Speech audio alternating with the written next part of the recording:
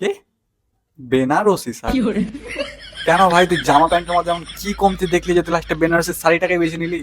দুহাতে শাখা পলানো আচুরি। শাখা নোয়া চুড়ি? জামাটা তো মেনে নিলাম, ঠিক আছে, তোর জামা প্যান্টের সময় কিছু অসুবিধা থাকতে পারে তাই বলে তুই শাড়ি পরছিস, কিন্তু শাখা পলা নোয়া চুড়ি কেন ভাই? উলু দেবে কেউ শাখ বাজাবে। কেউ উলু দিবে, কেউ শাক বাজাবে, তুই করতেটা কি চাইছিস ভাই? অ্যাকচুয়ালি জন্ম এই মেয়েতে নিচ্ছিল, বাট কিছু মেটেরিয়াল কম পড়ার জন্য একে ছেলেতে পরিণত করা হয়েছে। স্বপ্নে দেখা লেও, হয়ে গেল।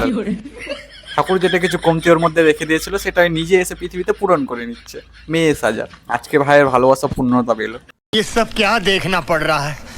সাজবো আমি নববধূ সাজে।